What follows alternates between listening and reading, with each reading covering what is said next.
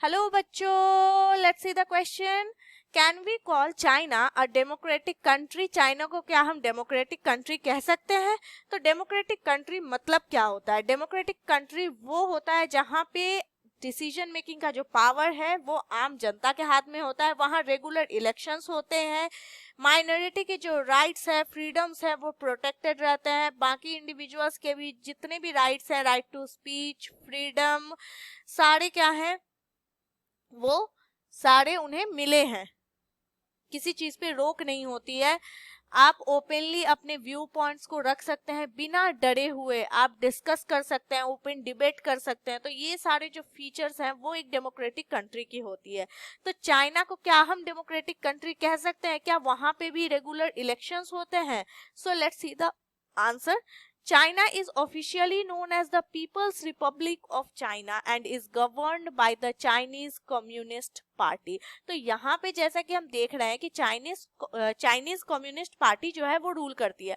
और हम जानते हैं कि डेमोक्रेटिक कंट्री में एक पार्टी रूल नहीं करती है, तो ये हम चाइना को डेमोक्रेटिक कंट्री नहीं कह सकते हैं। While China does hold elections at various levels of government, it is not considered a full-fledged multi-party democracy in the way many countries are. यहाँ पे क्या होता है ना कि इलेक्शंस होते हैं, ऐसा नहीं है कि चाइना में इलेक्शंस नहीं होते हैं बहुत सारे लेवल्स ऑफ गवर्नमेंट में, लेकिन ये क्या है, full fledged multi party democracy हम इसे नहीं कह सकते हैं। यहाँ पे बहुत सारी पार्टीज या सरकार इलेक्शन में खड़े नहीं होते हैं। और भी बहुत सारे जो रीजंस है, जैसे the Chinese Communist Party maintains tight control over the political system, media and civil society. तो चाइना में और क्या होता है कि मीडिया के ऊपर ना पूरी सख्त टाइट व्यवस्था होती है, मतलब आप कुछ भी नहीं बोल सकते हो। तो वहां पे राइट टू स्पीच, ये जो राइट है वो कहीं ना कहीं वहां पे रुकावट होती है। तो हम इसे नहीं कह सकते हैं कि एक डेमोक्रेटिक कंट्री है।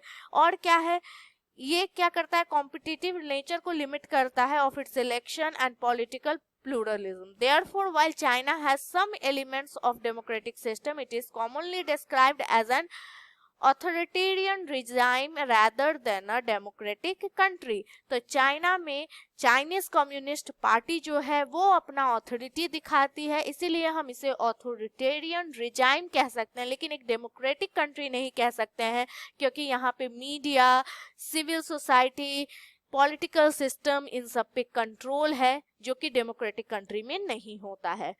और यहाँ पे क्या है कि एक सिंगल पार्टी रूल करती है, जिसे चाइनीज कम्युनिस्ट पार्टी कहते हैं। जहाँ पे डेमोक्रेटिक कंट्री में क्या होता है कि हर इक्वल टाइम इंटरवल पे इलेक्शंस होते हैं और सरकार चुनी जाती है। सो होप यू अंडरस्टूड कि हम चाइना को डेमोक्रेटिक कंट्री कह सकते हैं या नहीं, और क्यों नहीं कह सकते हैं, ये भी आपको समझ में आ गया होगा।